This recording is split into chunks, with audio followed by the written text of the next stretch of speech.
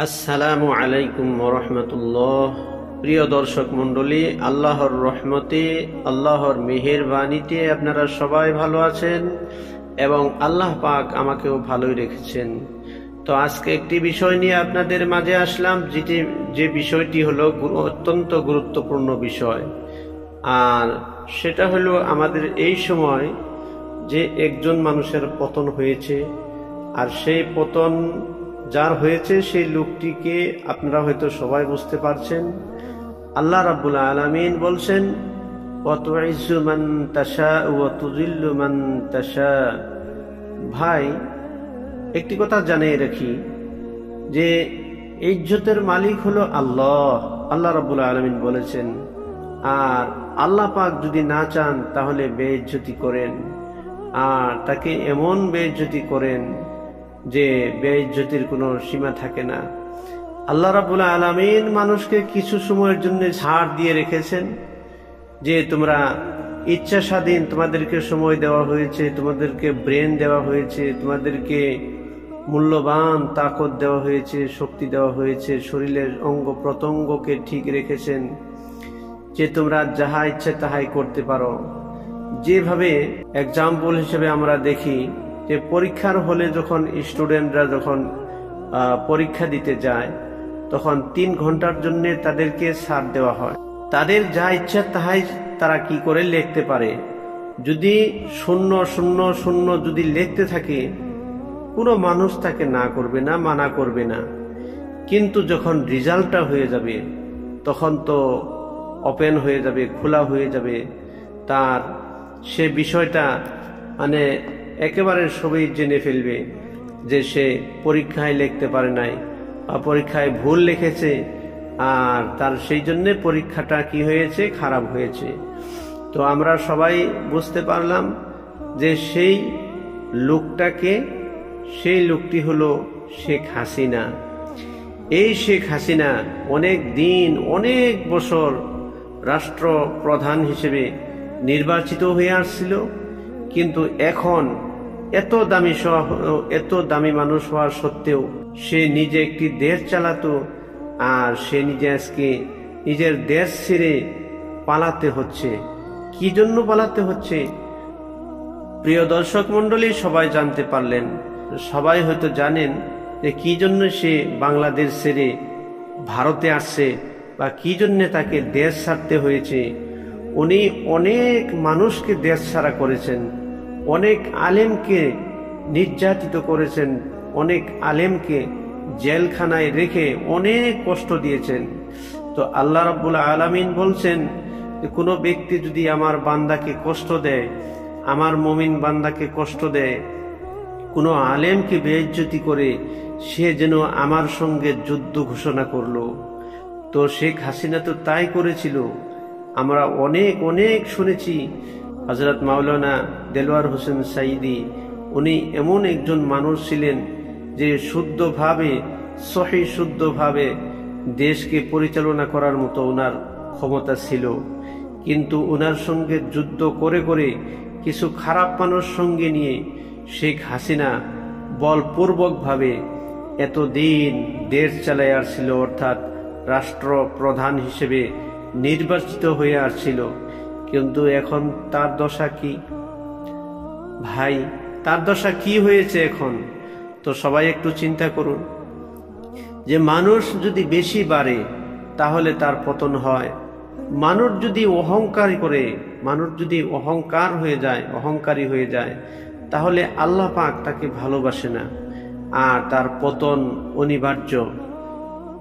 তো প্রিয় দর্শক মণ্ডলী, তো আপনারা কি চান যে বাংলাদেশের মতো একটা রাষ্ট্র শান্তি ঘোষণা হোক, শান্তিতে তারা বসবাস করুক, শান্তিতে তারা দেশটাকে পরিচালনা করুক? আপনারা কি চান? আর যদি চান তাহলে কমেন্টে সবাই লিখবেন এবং আমার এই ভিডিওটি সবাই শেয়ার করবেন।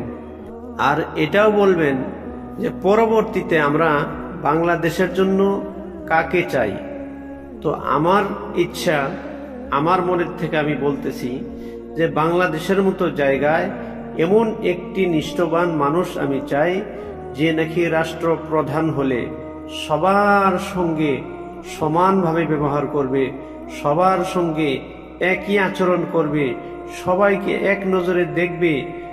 যে কোনো মানুষ হোক, চাহে হিন্দু হোক, চাহে মুসলিম হোক, চাহে অন্য অন্য জাতি হোক, যার যেটা স্থান আছে, জায়গা আছে, সে জায়গা ধর্ম তারা ঠিক রেখে সুন্দরভাবে একে অন্যর উপরে আস্থা রেখে, মহব্বত রেখে যাতে দেশটা চলে, দেশটা পরিচালনা হয়, এমন একটি মানুষ যদি বাংলাদেশের প্রধান হইতো, আমি অন্তত খুব খুশি হইতাম। তো আপনারাও যদি সেইটাই চান তাহলে কমেন্টে লিখবেন। এবং বাংলাদেশের প্রধানমন্ত্রী কে হওয়া চাই, কেমন মানুষ হওয়া চাই। তো ভারত একদিন মুমিনরে শাসন করেছে, এমন নিষ্ঠবান মানুষরা শাসন করেছে, তারা এমনভাবে সবাইকে অধিকার দিয়েছে, এমনভাবে এক নজরে তারা দেখেছে যে যে কোনো জাতি হোক, জাতি ভেদাভেদ ছেড়ে দিয়ে তারা মানুষ হিসেবে সমস্ত মানুষকে তারা দেখেছে। আর যার জন্যেই মুমিন যতক্ষণ পর্যন্ত রাষ্ট্রপ্রধান না হবে ততক্ষণ পর্যন্ত একটি দেশ কোনোদিন শাসন হতে পারে না, একটি দেশ কোনোদিন সহি শুদ্ধভাবে চলতে, পরিচালনা করতে পারে না, সেটা আমরা সকলেই জানি। তো আপনাদেরকে জানিয়ে রাখি যে যখন বেশি বাড়বে তখন তাকে পতন হইতেই হবে। এখন বাংলাদেশ নিজের দেশ, সে থাকতে পারলো না, ছাড়তে হয়েছে, পালাতে বাধ্য হয়েছে। আর সেটা কে করেছে? আল্লাহ পাক যে ছাড় দিয়ে রাখছিল, এখন আল্লাহ পাক তেনাকে পাকড়াও করেছেন, ধরেছেন যে কতদিন অহংকার করে চলবে, তোমার তো পতন একদিন হবেই। আর শুধু দুনিয়াতেই দেশ ছেড়ে পালাতে হয়েছে, আর আখিরাতে যে তার যে কি অবস্থা হবে আল্লাহ পাক ভালো জানেন। তো আশা রাখি আল্লাহ পাক উনাকেও হেদায়েত করেন, উনাকেও বুঝবার জন্য তৌফিক দান করেন। তার কারণ আল্লাহ রাব্বুল আলামিন রহমানুর রহিম, ক্ষমাশীল, অতি দয়ালু। আর তিনার কাছে যদি শক্তভাবে, কঠিনভাবে সে তওবা করে ফিরে আসতে পারে, একজন লেডিস, একজন মহিলা, সে কেন সে রাষ্ট্রপ্রধান হইতে যাবে? আর সেইটা তো বাংলাদেশের বহুত বড় একটা ভুল, যে অনেক অনেক আলেম থাকা সত্ত্বেও, অনেক অনেক জ্ঞানী মানুষ থাকা সত্ত্বেও, পুরুষ মানুষ থাকা সত্ত্বেও কেন তারা শেখ হাসিনাকে নির্বাচিত করে, কেন করে? সেটা আপনাদের কাছে আমার প্রশ্ন। তার কারণ আল্লাহ রাব্বুল আলামিন কোনো মহিলাকে দেশ পরিচালনা করার জন্য হুকুম করেন নাই। আর কোনো রাষ্ট্রপ্রধান হিসেবে আল্লাহর নবী কাউকে নির্বাচিত করেন নাই। তো আমরা কেন একজন মহিলা মানুষকে নির্বাচিত করি? সেটা আমাদের ভুল, সে আমাদের ভুল ডিসিশন। প্রিয় দর্শক মণ্ডলী, আপনাদের সবার কাছে আমার অনুরোধ, যে যেভাবে পালিয়ে অন্য দেশে আসছে শেখ হাসিনা, কিন্তু আপনাদের জায়গা, আপনাদের জমি, আপনাদের বাড়ি, আপনাদের দেশ, আপনারা শান্তভাবে, সঠিকভাবে সিদ্ধান্ত নিয়ে দেশটাকে শুদ্ধভাবে, সুচারুরূপে পরিচালনা করুন। আর এখন এই সুযোগ নিয়ে কেউ কাউকে অত্যাচার করবেন না, সেটা কিন্তু ভুল হবে। তার কারণ তাদের যাকে নিয়ে তারা হয়তো বাহাদুরি করত, সে তো পালাই আসছে। এখন তো মানুষগুলা নিরহ হয়ে আছে, মজলুম হয়ে আছে, তারা তো, তাদের কোনো উপায় থাকবে না। যার জন্যে তাদেরকে বুঝিয়ে হলেও আপনাদের দলে নিয়ে এসেন, সহি শুদ্ধ রাস্তায় নিয়ে এসেন, কিন্তু মারপিট করে নয়। তাদের উপরে অত্যাচার করবেন না, খবরদার অত্যাচার করবেন না। তার কারণ যদি আপনি অত্যাচার করেন তাহলে সেটা সঠিক হবে না।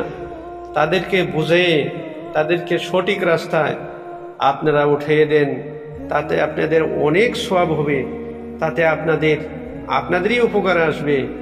আর বিশৃঙ্খলা না করে আপনারা সবাই এমন একটি মানুষ নির্বাচিত করুন, যার দ্বারা সারা বাংলাদেশ সহি শুদ্ধভাবে একটি রাষ্ট্রপ্রধান হিসাবে নির্বাচিত হবে, আর সবারই অধিকারগুলা সমানভাবে দেখবে এবং সমানভাবে মিটাবে।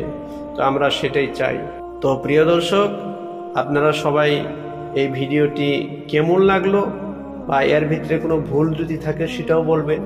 আর ভুল যদি না থাকে বা কেমন হওয়া চাই, এখন বাংলাদেশটা কেমনভাবে আপনারা চান, তো সেটা এই কমেন্টে, এই ভিডিওর মাধ্যমে কমেন্ট করে জানিয়ে দিবেন ইনশাআল্লাহ। আর ভিডিওটা বেশি বেশি করে শেয়ার করবেন। আশা রাখি সবাই বুঝতে পারলেন। মাশাআল্লাহ, সবাইকে অনেক অনেক এই ভিডিও দেখার জন্য ধন্যবাদ। আপনারা সুস্থ থাকেন, ভালো থাকেন।